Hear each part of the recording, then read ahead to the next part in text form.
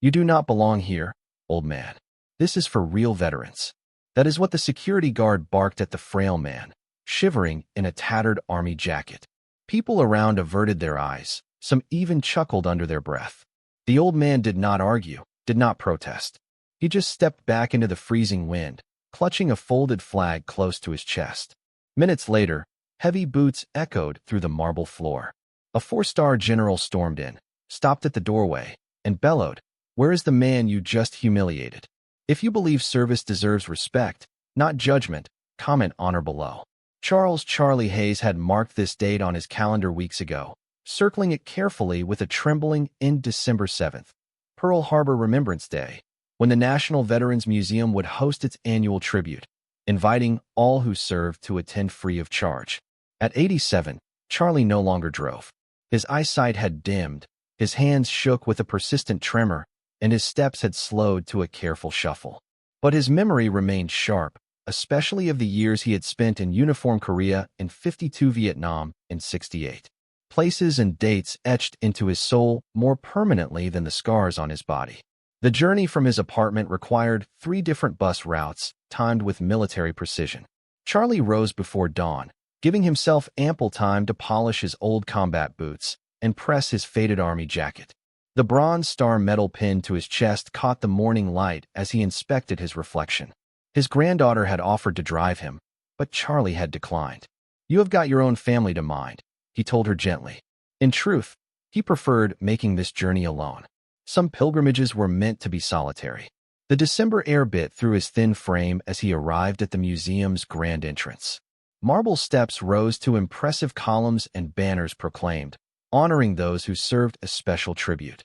Charlie paused, catching his breath before joining the line of visitors ahead of him.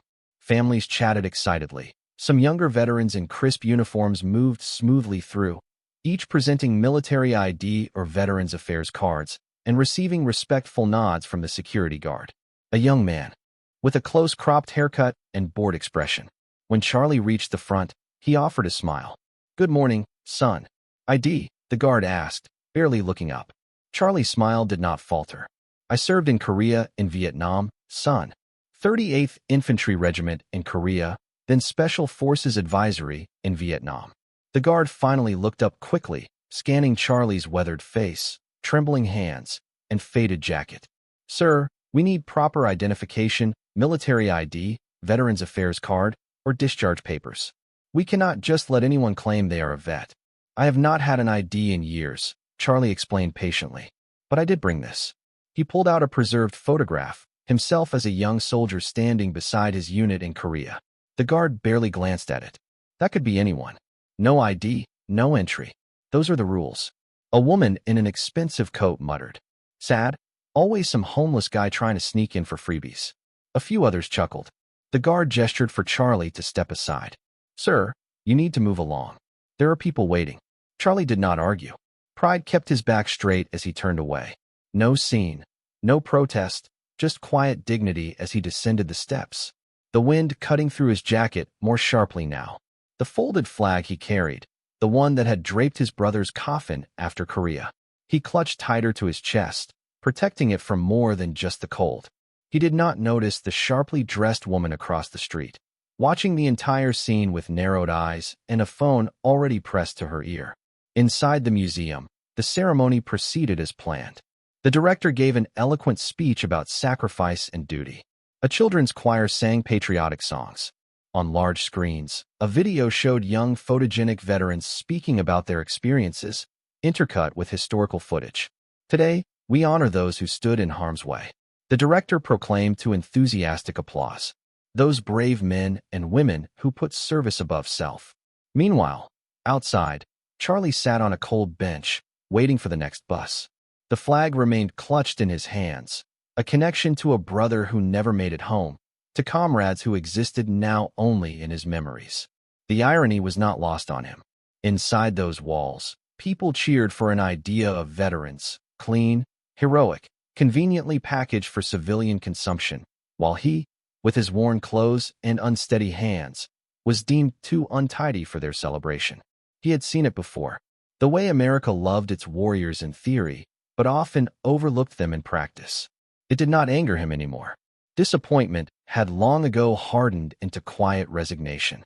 Across town, in a nondescript government building, Lieutenant Colonel Sarah Vaughn strode purposefully down a corridor, her boots clicking against polished floors.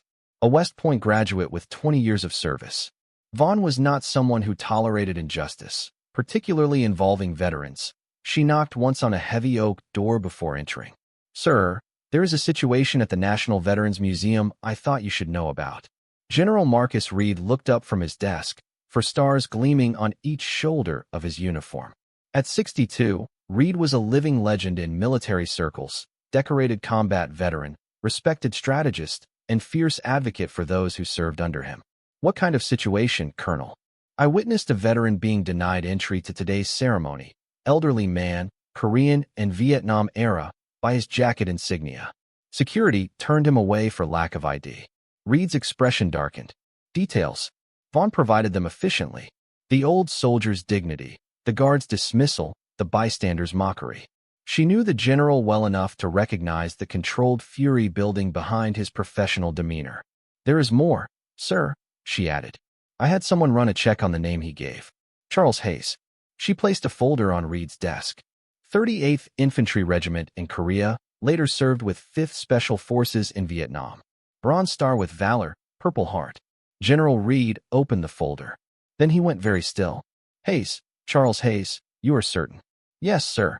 Reed's finger traced a line in the file. Then he looked up. His expression transformed. "Clear my schedule. Have my vehicle ready in 5 minutes."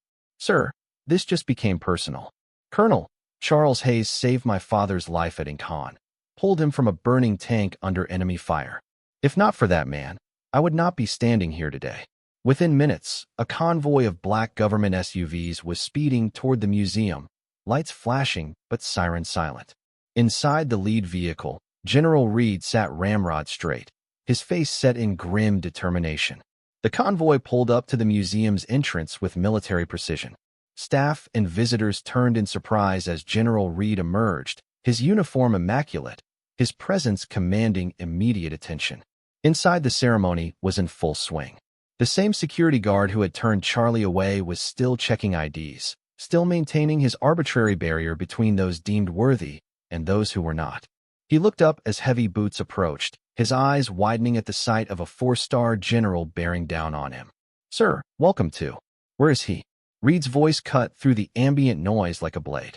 "I am. Sorry, sir. The veteran you turned away. Where is he?" The guard swallowed hard, suddenly aware that something had gone very wrong. There was an elderly man without proper ID. "But you do not belong here, old man. This is for real veterans." General Reed quoted, his voice carrying across the marble foyer. "That is what you said to him, is it not?" The museum director, alerted by the commotion, hurried over. "General Reed, what an honor. Is there a problem?" Reed turned to the director, his voice dangerously calm. "The problem is that while you are giving speeches about honoring veterans, you have staff turning away actual heroes at the door." The gathered crowd fell silent. Reporters sensed a better story unfolding and moved closer, cameras ready.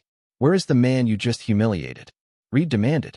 "If you believe real service wears scars, not suits, comment respect still stands below." The museum director paled, looking between the imposing general and his suddenly nervous security guard. "There must be some misunderstanding. We welcome all veterans with proper identification."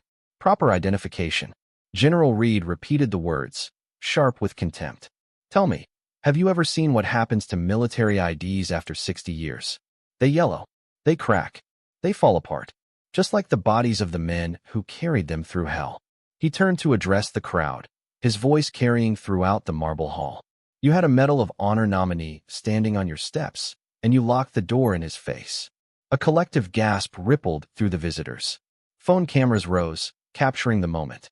"Charles Hayes," the general continued, voice cracking slightly, "saved my father's life at the Battle of Incheon. He dragged him from a burning tank while under enemy fire, suffering severe burns to his own hands. My family owes its very existence to that man." The director's face had gone from pale to ashen. "General, I had no idea." "Of course you had no idea."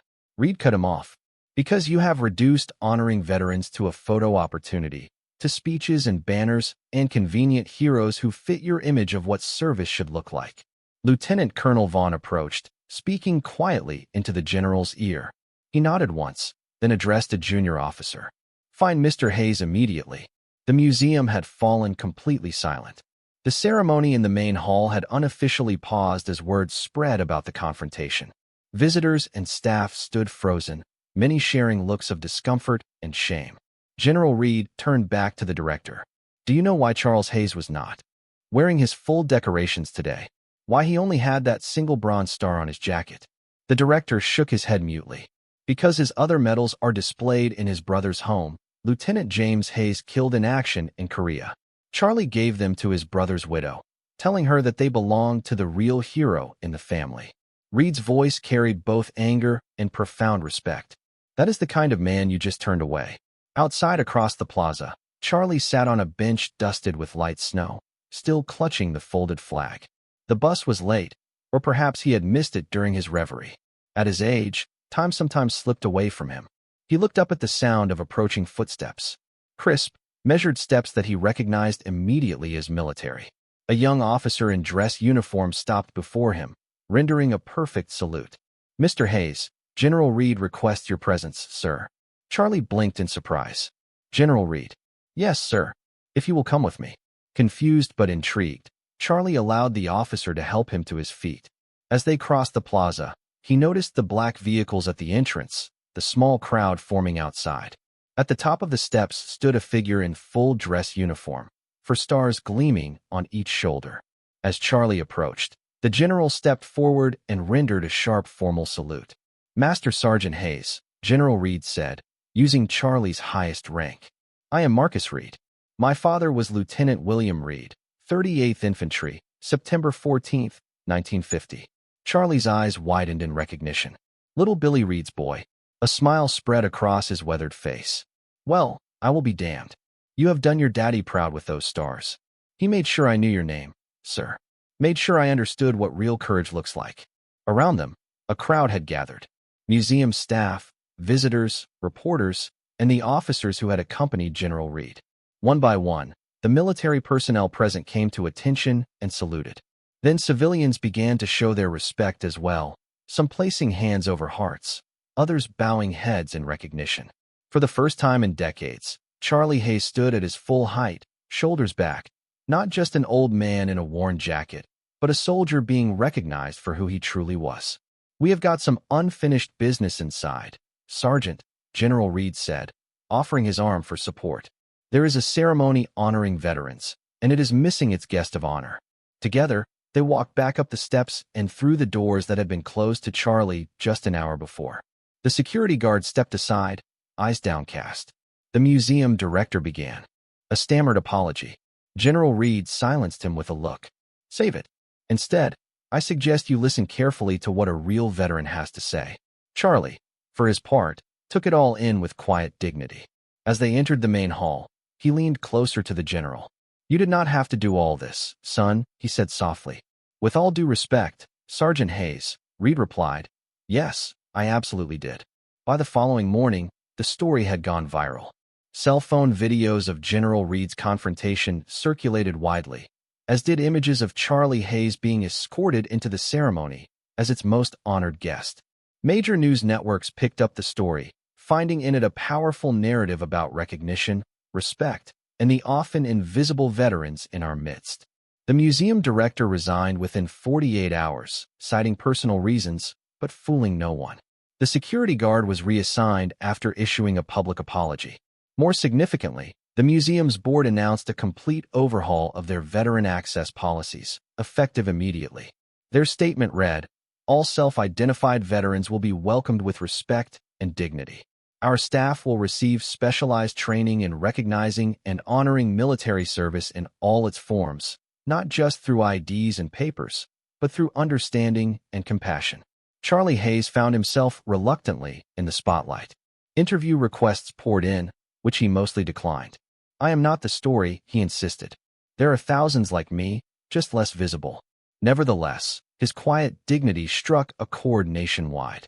Veterans organizations reported a surge in public support.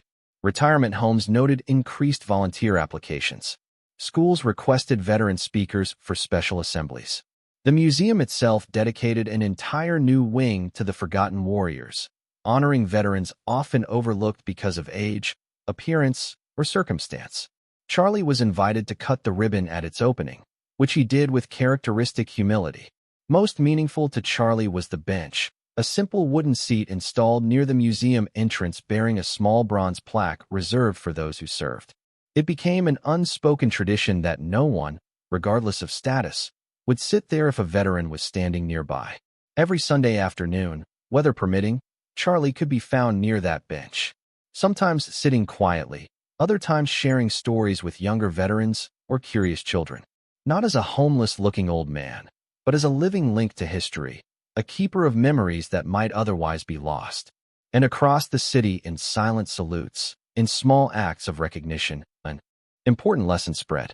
You never know the battles someone has fought just by looking at them. And true respect means looking beyond the surface to honor the service within. Subscribe to our channel. If you believe no veteran should ever be turned away from their own legacy, because true honor is not worn, it is earned.